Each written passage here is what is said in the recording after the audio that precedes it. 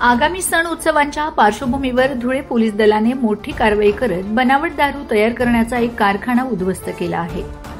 स्थानिक गुन्हे शाखेने सहजीवन नगर येथील एका घरातून लाखो रुपयांचा मुद्देमाल जप्त करून एका आरोपीला ताब्यात घेतला आहे। पोलीस अधीक्षक श्रीकांत धिवरे यांनी दिलेल्या निर्देशानुसार स्थानिक गुन्हे शाखेचे पोलीस निरीक्षक श्रीराम पवार यांना गोपनीय माहिती मिळाली की शहरातील सहजीवन नगर येथे राहणारा गणेश नारायण निकम वय 52 हा आपल्या घरात अवैधपणे देशी व विदेशी बनावटीची दारू तयार करत आहे। या माहितीच्या आधारे स्थानिक गुन्हे शाखेच्या पथकाने 26 ऑगस्ट रोजी छापा टाकला। छाप्यादरम्यान पोलिसांनी आरोपी गणेश निकम याच्या घरातून बनावट दारू तयार करण्यासाठी वापरण्यात येणारे साहित्य आणि रसायन जप्त केले।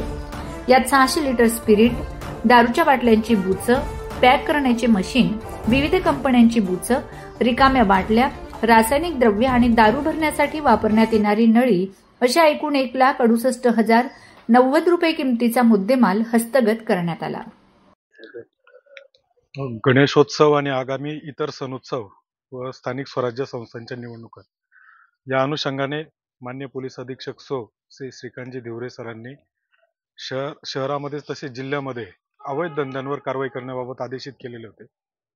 त्या अनुषंगाने आज रोजी स्थानिक गुन्हे शाखेतील अधिकारी अंमलदार यांना सहजीवन नगर शासकीय दूध डेअरीच्या पाठीमागे धुळे येथे बनावट दारू तयार करण्याचा कारखाना सुरू असल्याची गोपनीय माहिती मिळाली।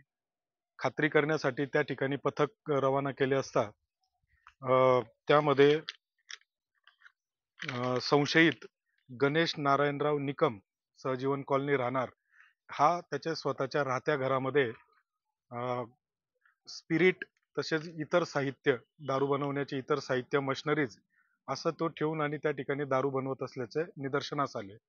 त्या अनुषंगाने पंच बोलवून पंचांसमक्ष पंचनामा केलेला आहे। त्यामध्ये 3 मोठे ड्रम ज्यामध्ये जवळपास 800 लिटर स्पिरिट मिळून आलेले आहेत।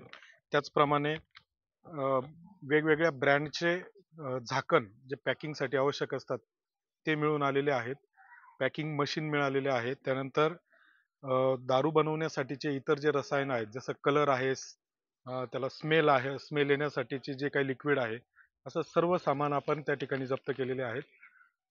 त्याच्यावर योग्य तो धुळे शहर पोलीस स्टेशन येथे गुन्हा दाखल करून कारवाई करण्याची तजवीज केलेली आहे। किती रुपयाचा मुद्देमाल आपण जप्त केला? हा आतापर्यंत अंदाजे जवळपास 3 ते 4 लाखाचा मुद्देमाल असण्याची शक्यता आहे। त्याचा पंचनामा करून गुन्हा दाखल केल्यानंतर सविस्तर माहिती मिळेल अजून।